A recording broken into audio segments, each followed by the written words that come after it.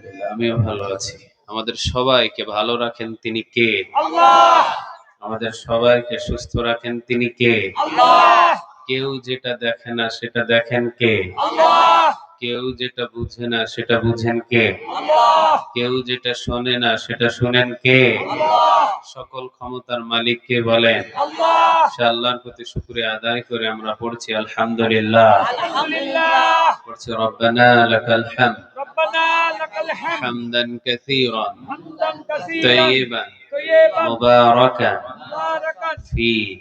পড়েন আল্লাহু আকবার আল্লাহু আকবার কাবীরা কাবীরা আলহামদুলিল্লাহি আলহামদুলিল্লাহ কাসীরা কাসীরা সুবহানাল্লাহি সুবহানাল্লাহি বুকরাতাও ওয়া আসীলা ওয়াসীলা সুবহানাল্লাহি সুবহানাল্লাহি ওয়া বিহামদিহি ওয়া বিহামদিহি আদাদা খালকিহি ওয়া রিদা নাফসিহি ওয়া জিনাতা আরশিহি ওয়া মিদাদা কালিমাতি। পড়েন লাকাল হামদ লাকাল বিল হামদ কুরআন লাকাল হামদ লাকাল হামদ বিল ইসলাম বিল ইসলাম লাকাল হামদ লাকাল হামদ বিআসমাইক হুয়া লাকা বিহি সামাইতুহু লাকাল হামদ লাকাল হামদ ইয়া রাব ইয়া রাব কামা ইয়ানবাগি কামা ইয়ানবাগি লিজালালি ওয়াজহিক ওয়া আযীমি সুলতানিক। প্রশংসাগুলো করলাম কার? আল্লাহ। আমরা সব জায়গায় প্রশংসাগুলো করব কার? আল্লাহ। খাওয়ার শুরুতে কার? আল্লাহ। খাওয়ার শেষে কার? আল্লাহ। আমরা যখন ঘুমাইতে যাই তখন কার? আল্লাহ। রাস্তাঘাটে চলার সময় কার? আল্লাহ। আমরা গোলামি করব কার? আল্লাহ। এই যে যারা উত্তর দিলেন না, এখন তো ঈমান চলে যাওয়ার সম্ভাবনা আছে। আমি জিজ্ঞাসা করলাম আপনারা গোলামি করবেন কার? আপনি আল্লাহ। আপনি চুপ হয়ে বসে রয়েছেন, উত্তর দিলেন না, এতে নারাজ হয়ে যাচ্ছেন। তিনি কে? আল্লাহ। এবার সবাই উত্তর দেন দেখি, আমরা গোলামি করব কার? আল্লাহ। আমাদের মালিক কয়জন? এক। আওয়াজ দিয়ে বলেন তিনি কে? আল্লাহ। আরেকবার যশোরের আওয়াজ দিয়ে বলেন তো দেখি, আল্লাহ। আল্লাহ। সবাই মহব্বত করে একসাথে আওয়াজ দিয়ে বলেন দেখি, আল্লাহ। সব থেকে যে নামটা বেশি উচ্চারণ করা হয়েছে নামটা কি বলেন তো দেখি? আল্লাহ। সবাই বলতে পারলেন না, একসাথে বলেন না কেন আপনারা? বুঝতেছি না আমি। কেউ আগে কেউ পরে, হ্যাঁ? একসাথে সবাই, হ্যাঁ? ভয় করতেছে? কি বলে? আস্তাগফিরুল্লাহ আস্তাগফিরুল্লাহ আস্তাগফিরুল্লাহ। আমার মালিকের নাম নিব, এই নাম নিতে যদি ভয় করে এমন ইমানের আল্লাহর কোনো 4 পয়সা দাম নাই। আল্লাহর নাম নিব, আমার মালিকের নাম নিব, ওই নামটা নিতে যদি আপনার ভয় লাগে এমন ইমান আল্লাহর কোনো প্রয়োজন নাই। নাই। কণ্ঠটাকে উঁচু করে একবার আমাদের মালিকের নাম নিয়ে ডাক দিয়ে দেখি, আল্লাহ। আল্লাহ। আল্লাহ যেন আমাদের ডাককে কবুল করে, বলেন আমিন। আমিন। আপনারা যারা এসেছেন, যারা বসেছেন, সবাই খুশি না বেজার? খুশি। চলে যাবেন কে কে? যাবেন কেউ? যাবেন না তো? সবাই যাব? আল্লাহ আমাদের শেষ পর্যন্ত থাকার তৌফিক দান করুক, বলেন আমিন। আমিন। মাহফিলে বসলে আমাদের গুনাহগুলোকে মোচন করে দেন তিনি কে? আল্লাহ। গুনাহ মোচন হয়ে যায়। আপনি যতগুলো গুনাহ নিয়ে আসেন না কেন, কোরআনের জন্য বসলে আল্লাহ বলে তোর গুনাহ সব মাফ করে দিলাম। সুবহানাল্লাহ। তিরমিজিতে একটা হাদিস এসেছে, রাসূল বলে কেউ যদি কোরআনের জন্য 1 ঘন্টা ব্যয় করে তো 500 রাকাত কবুল হওয়া নফল নামাজের নেক আল্লাহ তার আমলনামায় জমা করে দেয়। সুবহানাল্লাহ। আরেক বর্ণনা এসেছে বাইহাকিতে 60 বছর নফল ইবাদতের নেক আল্লাহ তার আমলনামায় জমা করে দেয়। সুবহানাল্লাহ। তো কোরআনের ময়দানে বসলে আমলনামায় নেক জমা হয়, আর বাহিরে বসলে খুশি হয় একজন, তিনি কে? শয়তান। মাহফিলে বসলে খুশি হয় একজন, আওয়াজ দিয়ে বলেন তিনি কে? আল্লাহ। আমরা কাকে খুশি করতে চাই বলেন তো দেখি? কারণ উনি ছাড়া আমাদের কেউ আপন নাই। কথা বলেন, উনি ছাড়া কেউ আমাদের আপন নাই। নাই।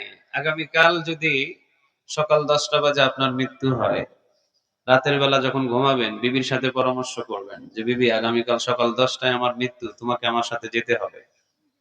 রাজি হবে? না। এখানে কোন স্বামী আছে যে ওর স্ত্রী রাজি হবে? হাত তুলেন দেখি, কারো সাহস আছে? রাজি হবে? না। নিজের ছেলেরে জিজ্ঞাসা করলেন, বাবা তোর জন্য সব কিছু করলাম, তুই আমার সাথে যাবি, ছেলে রাজি হবে? না। মেয়ের যদি বলেন তোর জন্য সব করেছি, জামাইরে হুন্ডা দিয়েছি, এই দিয়েছি সেই দিয়েছি, তুই অন্তত আমার সাথে যেতে হবে, মেয়ে কি রাজি হবে? না। তাহলে অন্ধকার কবর জগতে যাইতে হলে একাই যেতে হবে, একজন সাথী থাকবে, আওয়াজ দিয়ে বলেন তিনি কে? আল্লাহ। একদিন মাটির ভিতরে হবে ঘর রে মন আমার, কেন বন্ধ দালান ঘর রে মন আমার, কেন বন্ধ দালান ঘর। প্রাণ পাখি উড়ে যাবে পিঞ্জর ছেড়ে,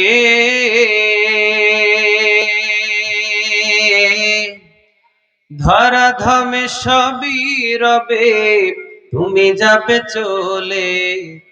বন্ধু বান্ধব যত, মাতা পিতা তারা শত, সকলই হবে তোমার পরে মন আমার, কেন বন্ধ দালান ঘরে মন আমার, কেন বন্ধ দালান ঘর। আওয়াজ দিয়ে বলেন ঠিক না ভাই ঠিক? সবাই পর আমাদের আপন একজন, আওয়াজ দিয়ে বলেন তিনি কে? আল্লাহর জন্য আজকে রাতটা আমরা কোরবান করে দিব, রাজি আছেন তো? ইনশাআল্লাহ। সবাই তো বললেন না, রাজি আছেন তো? ইনশাআল্লাহ। আজকের রাতটা আমরা কার জন্য কোরবান দিব? আল্লাহ। সবাই বলেন, বলেন কার? আল্লাহ। আল্লাহ আমাদের এই রাতকে তুমি কোরবান হিসাবে কবুল করো। আমিন। আর একটু জোরে বলেন আমিন। আমিন। হযরত সাঈদ ইবনে আমের আল জুমাহি রাদিয়াল্লাহু তাআলা আনহু, উনি একজন গরীব সাহাবী ছিলেন। সুবহানাল্লাহ বলেন। সুবহানাল্লাহ। গরীব একটা সাহাবী ছিলেন। সুবহানাল্লাহ বলতে বললে আপনারা অনেকে মুখে তালা দিয়ে থাকেন, বলতে চান না। সুবহানাল্লাহ যদি বর্ণনা বলতেন, যদি বলতাম আর যদি শুনতেন, তাহলে সুবহানাল্লাহ বলার আগে ঠাস ঠাস করে মুখ দিয়ে বাইর হয়ে যেত। সুবহানাল্লাহ। সুবহানাল্লাহ যদি কেউ বলে, তো আল্লাহ সুবহানাহু ওয়া তাআলা বলেন ওই বান্দার সুবহানাল্লাহ বলার সাথে সাথে আসমান এবং জমিনের খালি জায়গাটা নেক দিয়ে পূরণ করে ওই বান্দার আমলনামায় আমি আল্লাহ জমা করে দিই। সুবহানাল্লাহ। যেই সুবহানাল্লাহর জন্য পৃথিবীর সবগুলো যদি আপনি দান করে দেন, সবগুলো যদি আল্লাহর রাস্তায় দান করে দেন, এতগুলো নেক আপনি অর্জন করতে পারবেন না। সুবহানাল্লাহ বললে যতগুলো নেক আপনাকে দান করে দিবেন তিনি কে? সুবহানাল্লাহ। এবার একটা আওয়াজ দিয়ে বলেন দেখি সুবহানাল্লাহ। সুবহানাল্লাহ। আর একটা আওয়াজ দিয়ে বলেন সুবহানাল্লাহ। আর একটা আওয়াজ দিয়ে বলেন সুবহানাল্লাহ। আসমান এবং জমিনের খালি জায়গা নেক দিয়ে যে পূরণ করে দিবে, বিষয়টা এমন না। আল্লাহ বলে সব জান্নাতের দরজা আমি খুলে দেব। সুবহানাল্লাহ। সব জান্নাতের দরজা আমি খুলে দিব। চিৎকার দিয়ে পড়েন আল্লাহু আকবার। আল্লাহু আকবার। তো একবার সুবহানাল্লাহ বললে যদি আসমান জমিনের খালি জায়গা নেক দিয়ে পূরণ হয়, এটা থেকে আমরা কৃপণতা করব? কথা বলেন, কৃপণতা করব? হযরত সাঈদ ইবনে, এই ভাইজান কথা বলেন না, একটু চুপ চুপ থাকেন। ইশারা ইশারা, হ্যাঁ ইশারাতে কথা বলেন। হযরত সাঈদ ইবনে আমের আল জুমাহি রাদিয়াল্লাহু তাআলা আনহু, উনি রাতটাকে কুরবান দিতেন প্রতিনিয়ত একজনের জন্য। আওয়াজ দিয়ে বলেন তিনি কে? আল্লাহ। আল্লাহর জন্য উনি রাতগুলোকে কুরবান দিয়ে দিতেন। আর আমরা একটা রাত আল্লাহ সুবহানাহু ওয়া তাআলার জন্য কুরবান দিতে পারছি না। হযরত সাঈদ ইবনে আমের আল জুমাহি রাদিয়াল্লাহু তাআলা আনহু, উনি ছিলেন রাসূল সাল্লাল্লাহু আলাইহি ওয়াসাল্লামের হিজরতের পরে উনি কালিমা পড়ে মুসলিম। আমরা তো ডিস্টার্ব করা যাবে না, কানের কাছে কথা বলা যাবে না। ইশারা ইশারা দিয়ে আপনারা কথা বলেন। আমি যত আলোচনা করতেছি আমার কানে যদি আরেকটা আওয়াজ আসে, তাহলে আমার হয়তো ডিস্টার্ব হয়ে যাবে, এলোমেলো কথা বাইর হবে তখন। ইশারা ইঙ্গিতে আপনারা কথা বলেন। হযরত সাঈদ ইবনে আমের আল জুমাহি রাদিয়াল্লাহু তাআলা আনহু, তিনি বিশ্বনবীর হিজরতের পরে কালেমা পড়লেন।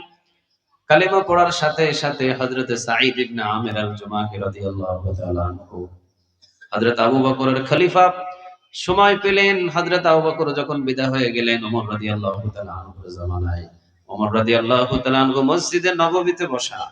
হযরত সাঈদ ইবনে আমের আল জুমাহি মসজিদের কর্নার থেকে বললেন, ওমর, রাষ্ট্র তুমি পরিচালনা করতেছো, সাবধানে সাবধানে রাষ্ট্র পরিচালনা করো, কেননা যদি সাবধানতা অবলম্বন করো কিয়ামতের দিন তোমাকে পাকড়াও করবে। একজন আওয়াজ দিয়ে বলেন তিনি কে? আল্লাহ। আচ্ছা, ওমর রাদিয়াল্লাহু তাআলা আনহুর মতো সাহাবীরে যে ব্যক্তি সাবধানতা করে, ওই সাহাবী আবার কি সাধারণ সাহাবী হতে পারে? কথা বলেন, সাধারণ সাহাবী হতে পারে? ওমর রাদিয়াল্লাহু তাআলা আনহু ডাকলেন, যে সাঈদ এদিকে আসো। সাঈদ রাদিয়াল্লাহু তাআলা আনহু আসলেন। ওমর রাদিয়াল্লাহু তাআলা আনহু এবারে বলছে, সাঈদ ইবনে আমির আল জামাহি রাদিয়াল্লাহু তাআলা আনহু রে, সাঈদ তুমি যেহেতু আমাকে সাবধানতা অবলম্বন করেছো, সাঈদ রে আমিও তোমাকে একটা দেশের গভর্নর বানাতে চাই। সুবহানাল্লাহ বলেন। তুমি যেহেতু আমাকে সাবধানতা করেছো যে আমি যাতে সাবধানের সাথে দেশ চালাই, রাষ্ট্র পরিচালনা করি, তো আমি হিংসা করছি না, আমিও তোমাকে একটা দেশের গভর্নর বানিয়ে দিতে চাই, আর আমিও দেখতে চাই তুমি কিভাবে ওই দেশের রাষ্ট্রনায়ক হয়ে কিভাবে দেশটাকে শাসন করো। চিৎকার দিয়ে বলেন আল্লাহু আকবার। হযরত সাঈদ ইবনে আমির আল জামাহি রাদিয়াল্লাহু তাআলা আনহু উনি বলেন, ওমর রে, আমারে আপনি মাফ কইরা দেন, কথা বলেছি, হয়তো আমার ভুল হয়ে গেছে, আপনি আমারে মাফ করে দেন। কোনদিন আর আমি আপনাকে সাবধান করব না, কোনদিন আপনাকে সাবধানতার জন্য কোনদিন কথাই বলবো না। ওমর বলে, হবে না, তুমি যেহেতু আমারে সাবধানতা করেছো, নিশ্চয়ই তোমার ভিতরে ভয় আছে। কার?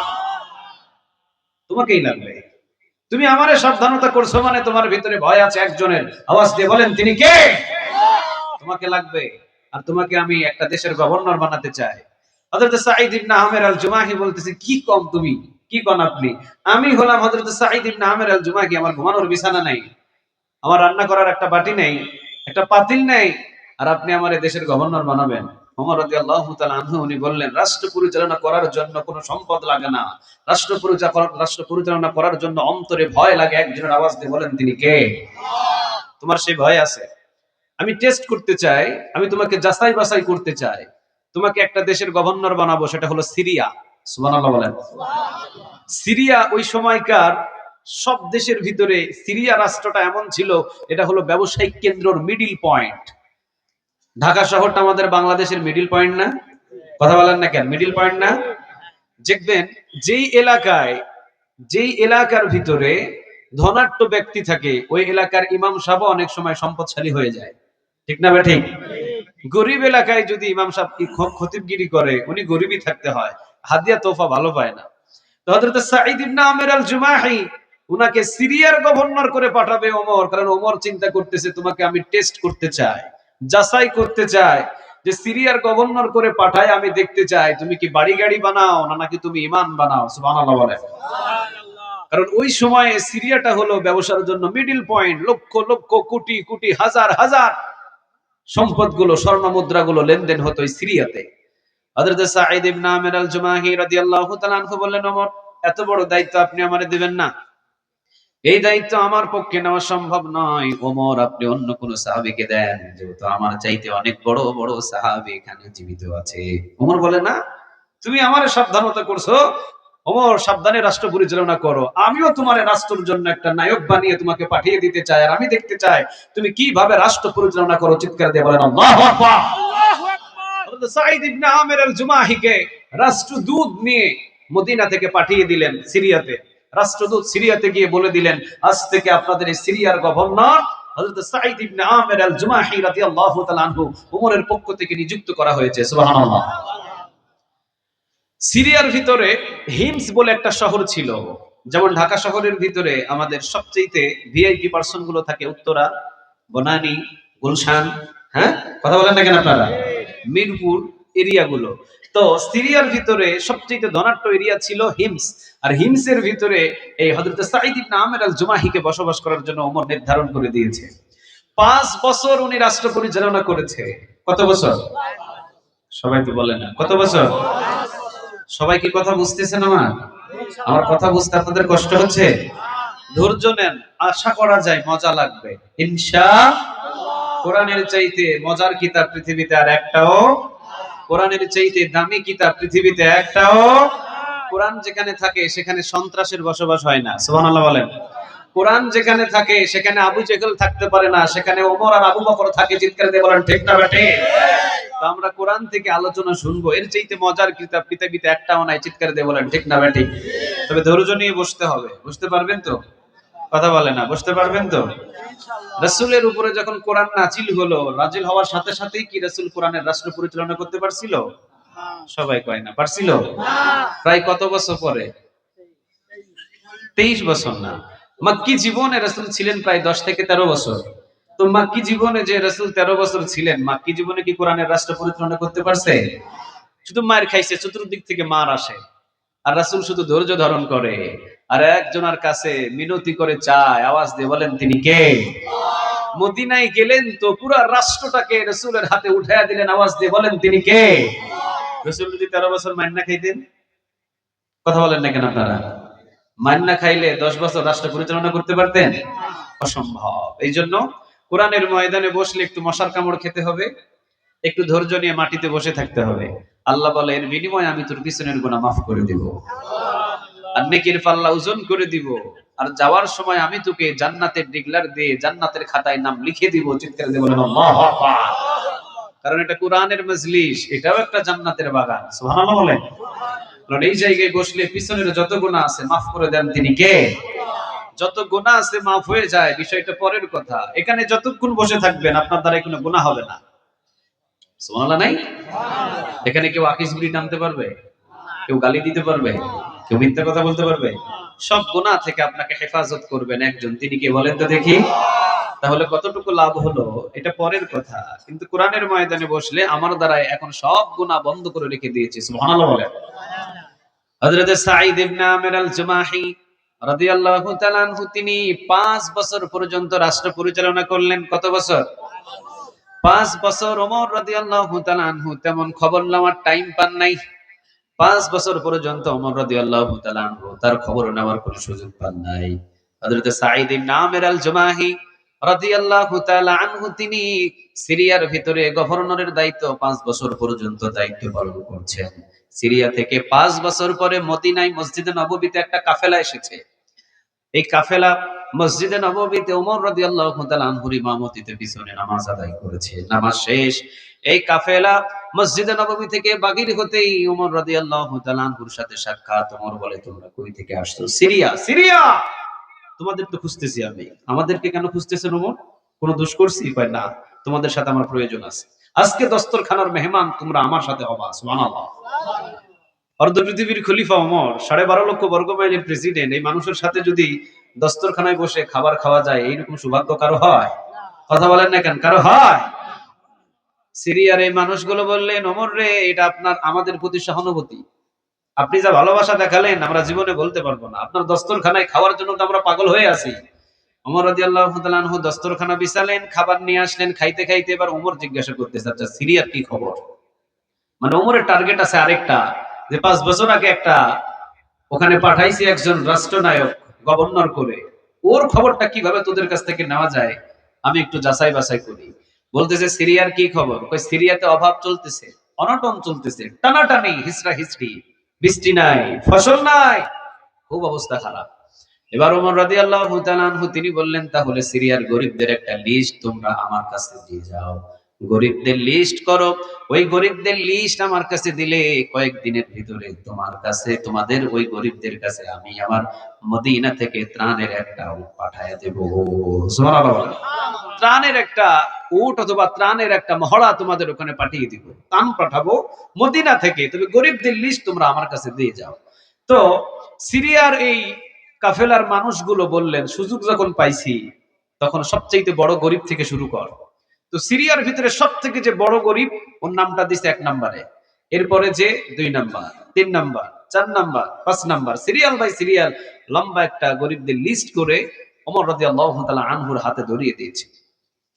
ওমর রাদিয়াল্লাহু তাআলা আনহুর কাছে যখন এই লিস্ট ধরিয়ে দিয়েছে, ওমর রাদিয়াল্লাহু তাআলা আনহু যখন লিস্টের দিকে তাকিয়েছেন, ওমরের বাক বন্ধ হয়েছে, ওমরের কথা বন্ধ হয়েছে, ওমরের চোখের ভিতরে টলটল করে পানি, দাড়ি ভিজে ভিজে জামাই পড়ছে।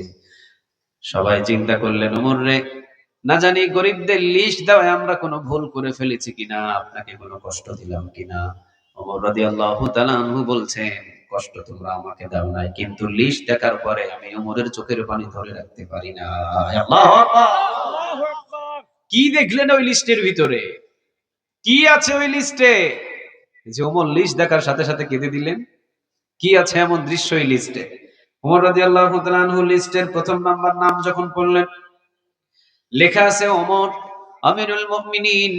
সিরিয়ার ভিতরে সব থেকে যিনি 1 নাম্বার বেশি গরিব, তার নামটা আমরা 1 নম্বরে লিখে দিলাম। ও আমিরুল মুমিনিন, 1 নম্বরে যার নাম লিখে দিলাম, উনি হলো আমাদের সিরিয়ার ভিতরে সবচাইতে বড় গরিব মানুষ। ওমর দেখলেন এক নম্বরে যার নাম লেখা আছে তিনি হলেন সিরিয়ার গভর্নর হযরত সাঈদ ইবনে আমির আল জুমাহির নাম। আল্লাহু আল্লাহু আকবার। হযরত সাঈদ ইবনে আমির আল জুমাহির নামটা এক নম্বরে উঠে গেছে। ওমর রাদিয়াল্লাহু তাআলা আনহু তাকিয়ে দেখে 5 বছর আগে যাকে আমি সিরিয়ার গভর্নর করে পাঠাইছিলাম পরীক্ষা করার জন্য, যে ওমরকে সাবধানতা দিয়েছিল মসজিদে নববীতে বসে, ও ওমর রাষ্ট্র পরিচালনা করো, সাবধানভাবে রাষ্ট্র পরিচালনা করবা। আমি ওমর তাকে পরীক্ষা করার জন্য সিরিয়ার সবচেয়ে ধনাঢ্য এরিয়া, ব্যবসায়িক বাণিজ্য এরিয়ার গভর্নর করে পাঠিয়েছি। আমি তো মনে করছি 5 বছরে সে মালামাল হয়ে গেছে, 5 বছরে সে গাড়ি বানিয়েছে, বাড়ি বানিয়েছে, টাকা বানিয়েছে, পয়সা বানিয়েছে।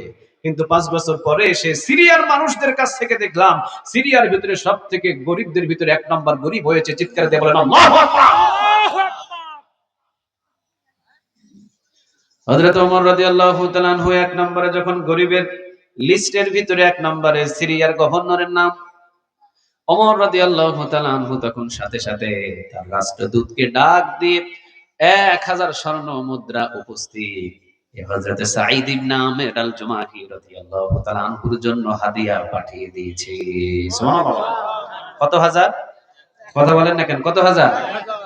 1000 স্বর্ণ মুদ্রা পাঠিয়ে দিয়েছে। ওই সময় একটা স্বর্ণ মুদ্রা 1.5 ভরি ওজন, 3.5 ভরি ওজন ছিল।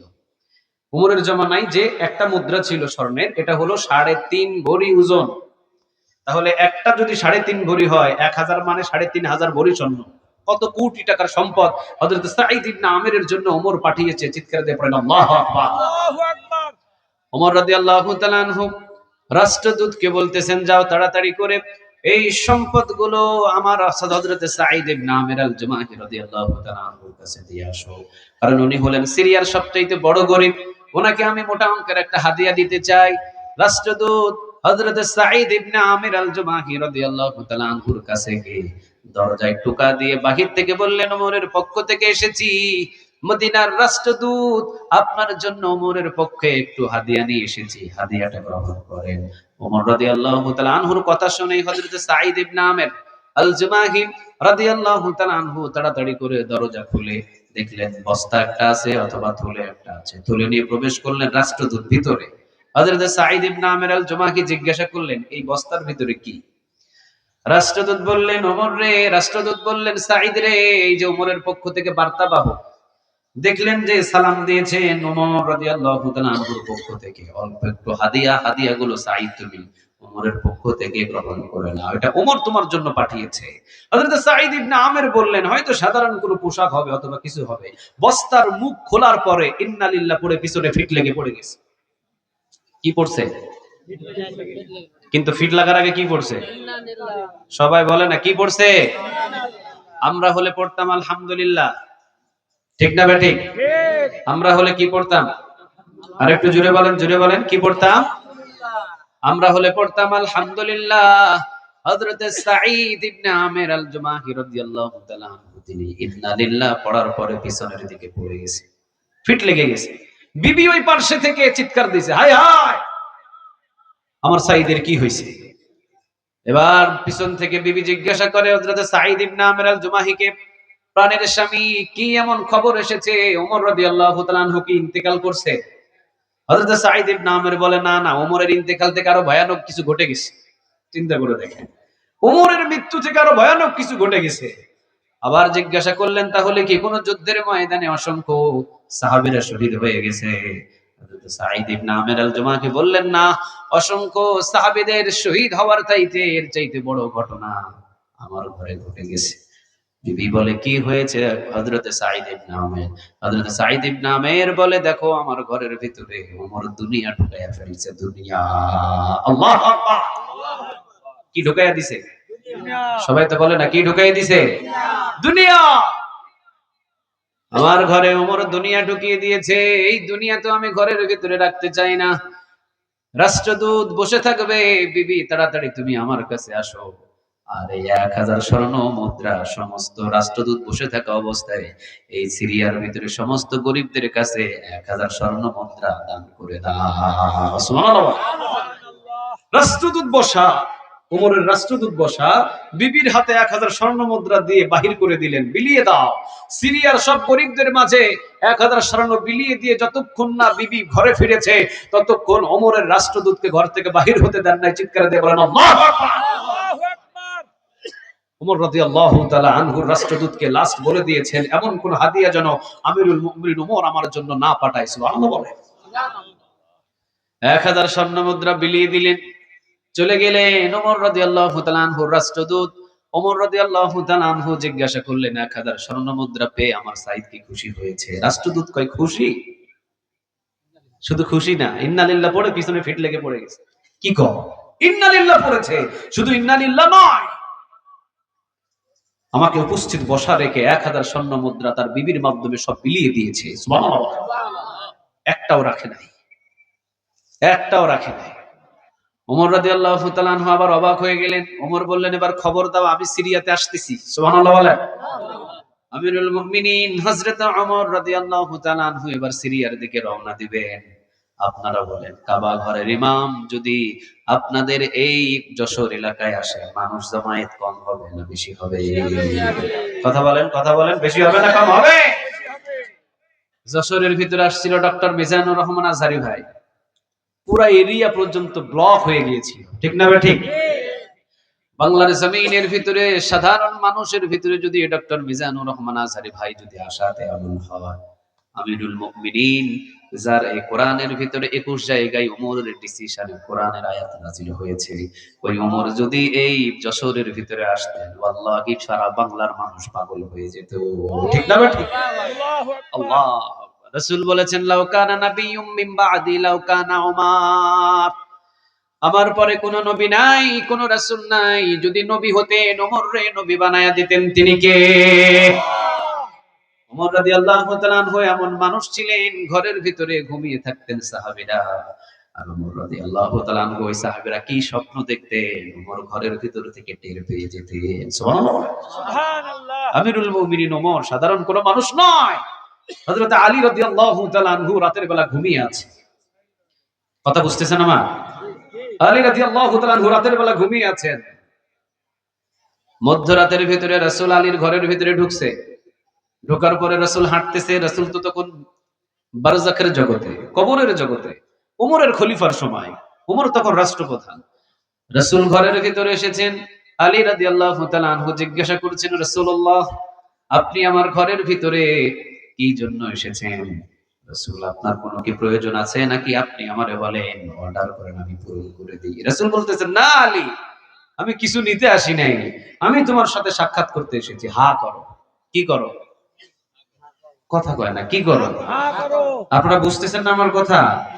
কোরআনের ময়দানে যদি কোরআনের কথার সাথে কথোপকথন না করেন, হযরত রাসূল সাল্লাল্লাহু আলাইহি ওয়াসাল্লাম উনি বলেছেন, ওই মানুষগুলোর জবানটা কবরের ভিতরে স্টপ হয়ে থাকবে, বন্ধ হয়ে থাকবে। মার রাব্বুকা বলবে হাব, ওয়া মা দীনুকা বলবে হাব, মান হাযা রাজুলুল্লাযী বুইসা ফীকুম বলবে হাব। আর যে কোরআনের সাথে কথা বলেছে দুনিয়ায়, মার রব্বুকা বলবে, মার রব্বুকা বলার আগেই বলবে, আজীবন তো আমি রবের জন্য কুরবান দিয়েছি। চিৎকার দিয়ে বলেন আল্লাহু আকবার। আল্লাহু আকবার। জবানগুলো তো খুলতে হবে, কোরআনের সাথেই তো জবান খুলতে হবে। কোরআনের ময়দানে যখন জবান খুলবেন, তো আখিরাতে জবানটা খোলা রাখবেন। আওয়াজ দিয়ে বলেন, তিনি কে? কোরআনের ময়দানে জবান খুলবেন, তো কবরের ভিতরে অটোমেটিক জবান খুলে দিবেন। আওয়াজ দিয়ে বলেন তো, তিনি কে? আমাদের চাইতে আবু জেহেল আরবি বেশি বুঝতো না কম বুঝতো? কথা বলে না। বেশি বুঝতো। আবু জেহেল আমাদের চাইতে আরবি বেশি বুঝতো না কম বুঝতো? বেশি বুঝতো। বেশি বুঝতো। কিন্তু আবু জেহেল কি কবরের ভিতরে মার রব্বুকার উত্তর দিতে পারছে? পারে নাই, কারণ আবু বকরের একদিনের সম্পর্ক কোরআনের সাথে হয় নাই, ঠিক না? ঠিক। ওমা দীনুকা, এই আবু জেহেলের উত্তর জানা ছিল যে ওমা দীনুকার উত্তর কি, কারণ ওর চাইতে আরবি ভাষা বাংলাদেশের ভিতরে কেউ জানে না। ওর জানা ছিল মান হাযা রাজুলুল্লাযী বুইসা ফীকুম, এটা আরবি দিয়ে উত্তর কিভাবে দিতে হবে আবু জেহেলের চাইতে বেশি কেউ জানতো না এই বাংলাদেশের ভিতরে। কিন্তু উনি উত্তর দিতে পারে নাই, কারণ উনি কোরআনের সাথে কোনোদিন কথাই বলে নাই, ঠিক না? ঠিক। তা আপনিও যদি কোরআনের সাথে কথা না বলেন, আপনার জবানটারেও বন্ধ করে দিতে পারেন। আওয়াজ দিয়ে বলেন, তিনি কে? হযরত আলী রাদিয়াল্লাহু তাআলা আনহু রাসূলকে বলছেন, রাসূল স্বপ্নে জগতে এসেছেন আলীর ঘরে। আলী রাদিয়াল্লাহু তাআলা আনহু তিনি বলছেন, নবী, কোনো কাজ আছে নাকি? আপনি আমারে বলেন, আমি করে ফেলে দিই। রাসূল বললেন, না আলী, আমি তোমার ঘরের ভিতরে তেমন কোনো কাজ করতে আসি নাই, তবে আলী রে, তোমাকে আমি একটা হাদিয়া দিব, তুমি হা করো। আলী রাদিয়াল্লাহু তাআলা আনহু হা করলেন। রাসূল পকেটের ভিতর থেকে একটা খুরমা খেজুর আলীর মুখে ঢুকাইয়া দিলেন। সুবহানাল্লাহ। কয়টা খুরমা খেজুর? কথা বলেন, কয়টা? একটা দিলেন। একটা খুরমা খেজুর আলীর মুখে ঢুকাইয়া দিলেন। আলী রাদিয়াল্লাহু তাআলা আনহু ফজরের নামাজের আগ মুহূর্তে যখন ঘুম থেকে উঠেছেন, আলী রাদিয়াল্লাহু তাআলা আনহু দেখেন রাসূলের স্বপ্নে দেওয়া সেই খেজুরের আটি এখনো মুখের ভিতরে আছে। আটিটা বাহির করে নিয়ে আলী রাদিয়াল্লাহু তাআলা আনহু রেখে দিয়ে মারছে মসজিদে দৌড়। মসজিদে ওমরের ইমামতিতে নামাজ চলছে। ওমর রাদিয়াল্লাহু তাআলা আনহু নামাজ শুরু করে দিয়েছেন। আল্লাহু আকবার, নামাজ শুরু। আলহামদুলিল্লাহি রাব্বিল আলামিন আর রহমানির রহিম মালিকি ইয়াউমিদ্দিন। শুরু হয়েছে নামাজ, রুকু সিজদা সব শেষ।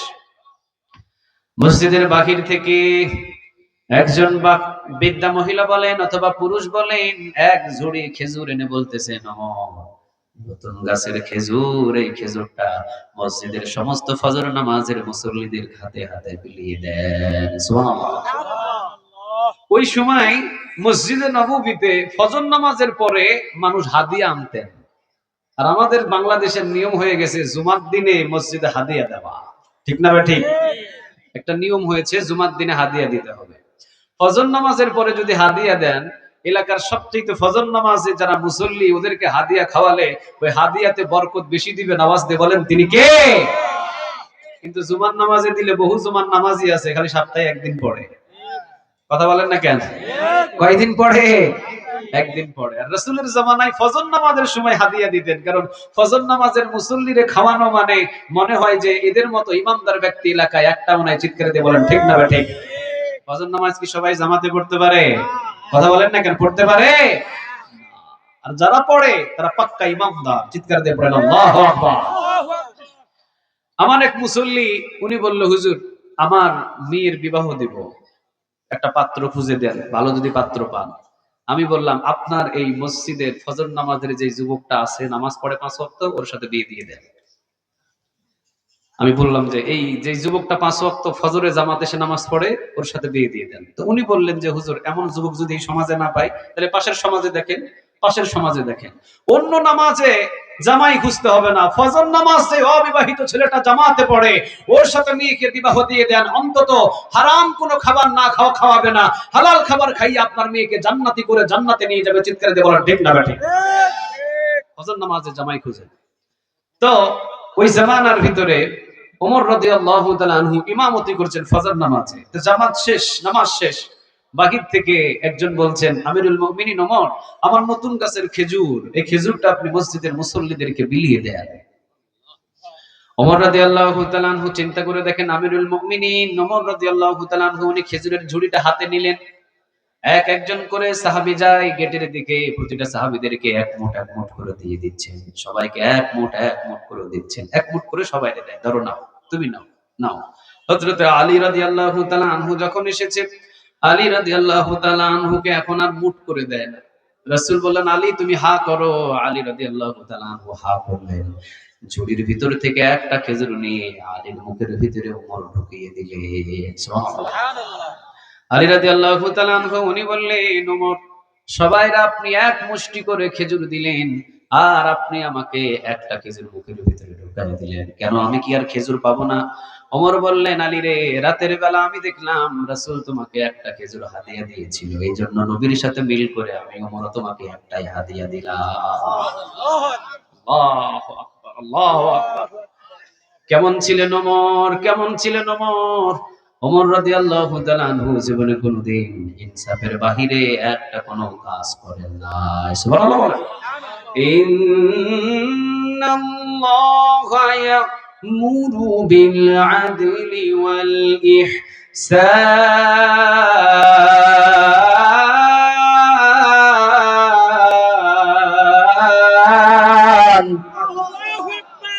আল্লাহ রাব্বুল আলামিন যেহেতু বলেছেন ইন্না মানে নিশ্চয়ই, আল্লাহ মানে আল্লাহ, ইয়ামুরু মানে আদেশ দিচ্ছেন, বিল আদল ইনসাফ বলা হয়ে যাও। কার কথা? আরো জোরে আওয়াজ দিয়ে বলেন কার? ওমর রাদিয়াল্লাহু তাআলা আনহুর ভিতরে এতটা ইনসাফ ছিলেন যে ওমরের উপরে খুশি হয়ে কোরআনের 21 জায়গায় আয়াত নাজিল করে দিয়েছেন। আওয়াজ দিয়ে বলেন তিনি কে? আল্লাহ জেরুজালেম থেকে একটা চিঠি এসেছে। হযরত আমর ইবনুল আস রাদিয়াল্লাহু তাআলা আনহুকে ওমর রাদিয়াল্লাহু তাআলা আনহু জেরুজালেমে পাঠিয়েছেন যে ওমর যাও, আমর ইবনুল আস যাও, ওই যুদ্ধের ময়দানে জেরুজালেমে গিয়ে জেরুজালেমের দরজাটা বন্ধ করে চাবিটা আমি ওমরের কাছে এনে পুষিয়ে দাও। চিৎকার দিয়ে বলেন আল্লাহু আকবার। মুসলমানদের সৈন্যবাহিনী নিয়ে জেরুজালেমে রওনা দিয়েছেন, হামলা করবেন। কিন্তু জেরুজালেমের খ্রিস্টানরা তাকিয়ে দেখলেন এদের সাথে পেরে ওঠা আমাদের পক্ষে সম্ভব নয়। এরা সারাদিন যুদ্ধ করে আর সারা রাত নামাজ পড়ে। সুবহানাল্লাহ বলবেন না? এরা সারাদিন যুদ্ধ করে আর সারা রাত কার কাছে চায়? আরো জোরে বলেন, কার কাছে চায়? হযরত ওমর রাদিয়াল্লাহু তাআলা আনহুকে লাগবে। খ্রিস্টানরা চিন্তা করলেন, ভাবনা করলেন, ওমর রাদিয়াল্লাহু তাআলা আনহুকে লাগবে। এদের সাথে যুদ্ধ করে আমরা পেরে উঠতে পারবো না, কারণ ওমর যদি জেরুজালেমে আসে ওই ওমরের কাছে আমরা সকল চাবিগুলো জেরুজালেমে বুঝাইয়া দেব, যুদ্ধবিহীন জেরুজালেম মুসলমানদের হাতে উঠাইয়া দেব। সুবহানাল্লাহ। তো হযরত আমর ইবনে আস রাদিয়াল্লাহু তাআলা আনহু সেনাপতি, মুসলমানদের সেনাপতি যুদ্ধের ময়দানে, ওনার কাছে খ্রিস্টানের পাদ্রীগুলো গিয়ে, খ্রিস্টানরা গিয়ে বলতেছে, আমর ইবনে আস, আজ থেকে যুদ্ধ বন্ধ, কোনো যুদ্ধ হবে না। তোমরা জেরুজালেমের চাবি দাও তো, আমরা জানি তোমাদের সাথে যুদ্ধ করে আমরা জেরুজালেম টিকাতে পারবো না, তবে হ্যাঁ, জেরুজালেম নিতে হলে উমরকে আসতে হবে, উমরের হাতেই জেরুজালেমের সমস্ত দায়িত্ব আমরা বুঝাইয়া দেব। আমর ইবনে আস রাদিয়াল্লাহু তাআলা আনহু বললেন যে তাহলে ওমর যদি আসে তাহলে এখানে আর অসুবিধা কোথায়? চিঠি লিখলেন, ওমর আপনি আসলেই আপনার হাতে জেরুজালেমের চাবি বুঝিয়ে দেওয়া হবে। ওমরও চিঠি বার্তাবাহককে পাঠিয়ে দিলেন, বলে দাও এক সপ্তাহের ভিতরে ওমর রওনা, এক সপ্তাহের ভিতরে ওমর জেরুজালেমে পৌঁছে যাচ্ছে, আজকেই ফজর পড়ে ওমর রওনা দিচ্ছে। সুবহানাল্লাহ। দীর্ঘ পথ ছিল। তো ওমর রাদিয়াল্লাহু তাআলা আনহু রওনা দিবেন। যিনি ছিলেন ওমরের সহপাঠী, উনি বলতেছেন ওমর কয় হাজার ঘোড়া রেডি করব? ওমর বলতেছেন কয় হাজার মানে? আমি একা যাব। সুবহানাল্লাহ। সাহাবীরা বললেন ওমর আপনাকে রাস্তার প্রতিমধ্যে আঘাত করতে পারে, আপনার উপরে বিপদ আসতে পারে। ওমর রাদিয়াল্লাহু তাআলা আনহু তিনি বললেন কে বিপদ আনবে আর কে বিপদ আমার ঘটাবে? আমার সাথে একজন আছে, আওয়াজ দিয়ে বলেন তিনি কে? তাবারাকাল্লাযী বিয়াদিহিল মুলকু ওয়া হুয়া আলা কুল্লি শাইইন কাদির।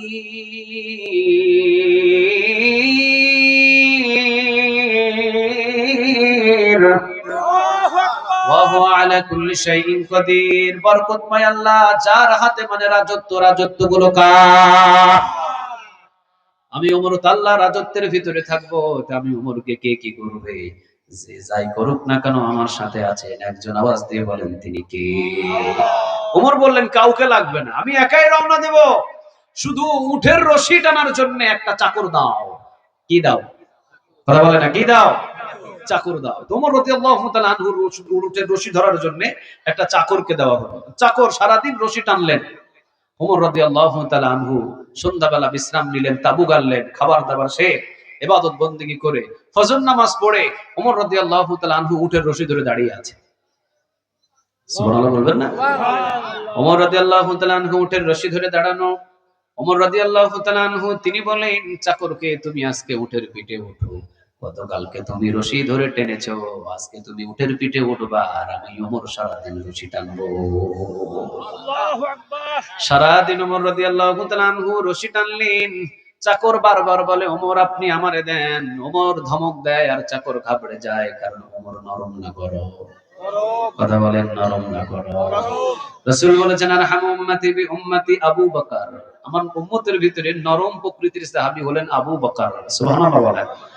ওয়া আশাদ্দুকুম ফি আমরিল্লাহি উমর, আর আরেকজন গরম আছে, উনি হলেন ওমর। নরম আর গরমের সমন্বয়ে কালেমার পতাকা পথ করে উড়িয়ে দিয়েছেন তিনি কে? আমরা শুধু নরম হলে চলবে না, মাঝে মাঝে ওমরের মতো গরম হওয়ার দরকার আছে না? না, লিল্লাহি তাকবীর, লিল্লাহি তাকবীর, নারে